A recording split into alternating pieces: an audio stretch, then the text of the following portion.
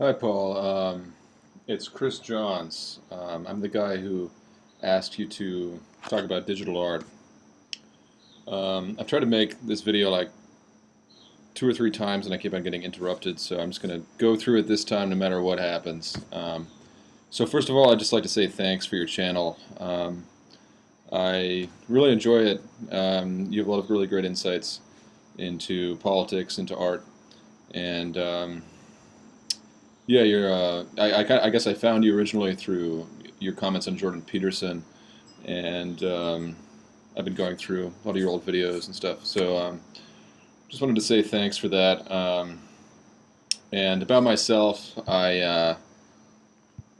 well, just a normal guy. I live in Pittsburgh, Pennsylvania, and I'm married with a baby, um, and I have another baby coming. And I work in an office, and I don't have a lot of free time. But some of the free time I do have, I spend making art, primarily digital art, because I'm always on the computer, whether at work or home. I'm kind of a computer addict, and it's just always at my fingertips, and it's a good way to mess around with images. I just watched actually a video you made a little while ago about the difference between painting and image. Um, and I found that very useful. I sent that to a couple of people. Um, um, and it seemed like what you were contending basically was that a painting is a painting because it has a point of view, whereas an image might be striking in a lot of different ways, but is arbitrary. You're taking some banal object and noticing its surface. You're rendering it as a two-dimensional object and considering it for all the qualities that a two-dimensional composition might have. You see you had that glass of half-full ginger ale on a checkers board, and you were saying, well, it's sort of striking the way that the black comes through, but it took 2 minutes to arrange, and in other words, sort of all the meaning that exists in it is sort of imparted by the viewer, and because human beings have this immense power of imparting meaning to anything, I could look at this beer bottle and find meaning if I looked hard enough. If I really put it under the microscope of my own mind, I could see lots of things in lots of things.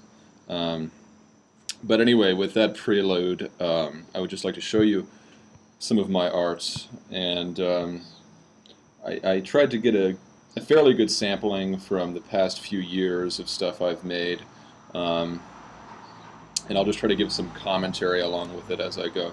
I'll start with something I made today.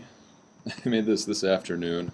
I've been working on this manner of constructing patterns and thinking about what makes an interesting pattern. So in the upper left you have the unit cell, which is a term from crystallography. It's an asymmetrical object, but if you look a little deeper, you'll see that I made the unit cell by first creating So first I created a symmetrical object, right here, and then I gave it fourfold symmetry with itself, and then I kind of dragged things around, sort of at random, and just trying to sort of interlock and interweave things in a way that I thought would be unique. And then after I've sort of distorted the initial symmetry, I give it symmetry again. So this is a sort of layering process I've used throughout a lot of my art whenever I've been making patterns where, first you make something symmetrical, then you make it asymmetrical, then you make it symmetrical again. And by doing that, you can sort of arrive at these very interesting shapes that look sort of quasi-organic. There's a kind of ambiguity or tension there between, you can't really quite tell how things interact with each other because they, the symmetry is sort of layered, and then if you really layer it, you get something like this at the bottom here. And in one of your latest videos, you're talking about the difference between digital art and painting. You talk about how there's a sensuousness to painting because you're working with oil, and you zoom in very closely on these sort of globules of oil paint. That, and it's interesting because even though you're talking about painting, I feel like I have a very similar sensation sometimes working with digital art, where I'm kind of dragging these things around, and it's almost like I can almost taste it on my tongue a little bit. I can kind of I have this sort of electric connection with the thing I'm making, and that's sort of what I think drives me. It's there's that sensuousness, and it might be a little, I don't know. It takes a different expression in digital art, but I think I experience that. And here's another same thing. This was another one where I took sort of shapes and made them interlock, and then I made it symmetrical. And only afterwards, after it was all done, did I think of this this title, the tree. I was in grad school for psychology, and there's something that psychologists will sometimes have patients do. They'll have them draw a tree, and the roots of the tree and the branches and the leaves are all supposed to have symbolism related to that person's personality, and it's actually very sort of eerily effective sometimes. And when I was in that class, I drew a rather hideous, demonic-looking tree. And I'm no longer pursuing psychology, so it was fitting. I don't know. It's sort of illustrating my split with whatever it was I was trying to accomplish there, and this just reminded me of that, so I called it the tree. And it's sort of like, I don't know. You know, of course there are a million ways you could look at this and think about it, but I put little flowers there, and sort of like a game of chutes and ladders coming through this mirror, and I don't know. It's rather ugly, but I like it. I had a fun time making it. Here's one called The Bed.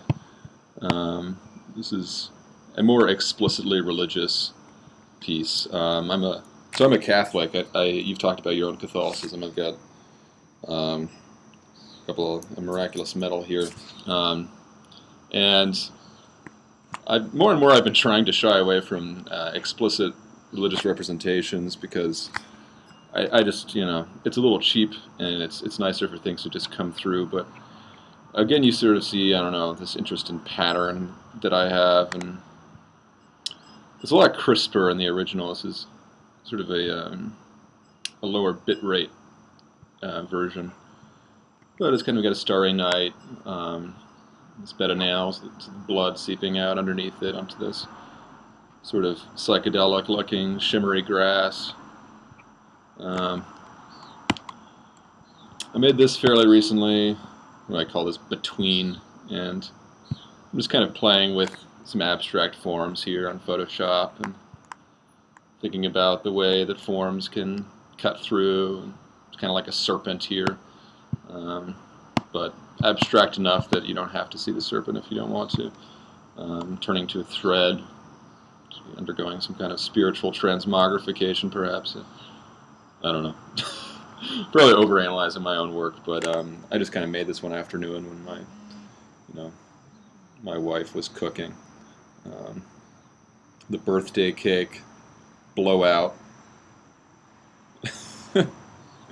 Yeah, I don't know. I was interested in anagrams for a while, and I work with a lot of text sometimes, so I just wanted to include some stuff like that. It's an anagram of father, the far, and I think I got one for mothers, smother, and father, the far. So yeah, a little conceptual stuff going on there, but I don't know. Again, you see sort of my interest in bringing out these sort of shimmery patterns. Like you say, it's all light. There's no pigment or anything. It's sort of patterns of light. Goku. This one goes out to Joachim Bayans. uh, this is a picture of Super Saiyan Goku, which I have done a sort of cubism to, just applying some filters and then layering and layering and layering until it affects embosses and stuff until I get this sort of very eclectic arrangement of radiators, and piping, screens, and whatever else you might see. But you zoom out, it kind of looks, it's like a face. It originally was a face, which I then cuberized into this gun. I don't know. This is another MS Paint thing. Some grapes there and a doorway. I can't recall under what circumstances I made this, but this sort of stupid, devilish gun face shooting bullets. I think there's sort of a strong like video game aesthetic to some of my art. I never played video games really, but I spent hours and hours of my childhood watching my brother play video games. And a lot of them sort of have that perspective to them, like you're almost watching this surreal video game. Again, another religious piece. Jesus, I trust in you, with the Black Messiah, the Sacred Heart radiating out like the Divine Mercy image, with white and pink. And sort of, again, this sort of just like sort of playful manipulation of form, sort of snaking in and out of his hat, kind of like a cutout. I've been looking at a lot of Matisse paintings, and I made a kind of tribute to Matisse's cutout with this one, Time to Go. Oops. And Time to Go. This is originally, this Matisse cutout, and I cut it out even further and put it up at this pink form, as if the cutout is itself falling back. And again, sort of this video game aesthetic, and urinating into a golden toilet. I don't know, it makes me laugh and brings me to, it makes me imagine another world, I suppose, where this is all happening, where you are this man made of flames looking at your tricked out weirdo watch, pissing into a gold toilet. Wasteland. This is a truly gross image. the toxic sludge kind of coming out, and what looks like a sperm fertilizing an alien egg. Wasteland. Yeah. Wasteland. Let's see if we can get some of the detail on that. Sort of staticky. And I think there's sort of a mix in what I try to do between, messing with new technologies, but also trying to limit myself and not use many new technologies and use more traditional painterly techniques. What else do I got here? So I was just commissioned to make this album cover for a band called Prayer Team, and I came up with this very apocalyptic looking thing. I used your black and white exercise to make some of this sort of cloudy patterns in the background.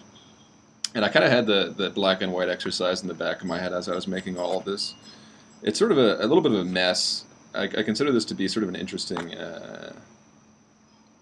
thing I've made, but I'm not really that proud of it, or I feel like I tried to do too much. But I also like it. I got these human beings falling into the abyss, falling into these goblets that kind of look like flowers. Flowers that are spewing out pollen. Yeah, I mean, I don't know, digital art. It all kind of looks like Play-Doh or something. Like, it's almost like clay.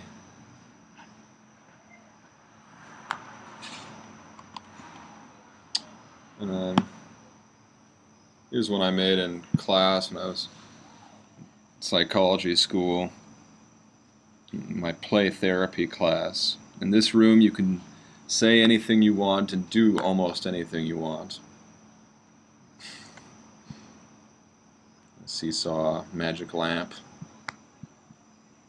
door with a hole in it, strange lines. What do they mean? What does it all mean, Paul? The time. In play therapy, it's only for 1 hour, and you have to give very clear messages to the child, so they know when they only have 10 or 5 minutes left. It's being playful. Sort of look like rings or something in the background here. Like ice cream wallpaper, rainbow ice cream wallpaper.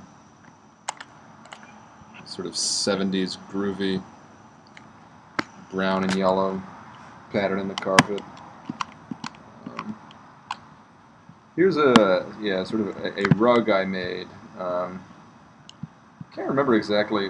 I think I was doing the same kind of thing I was initially talking about layered patterns here.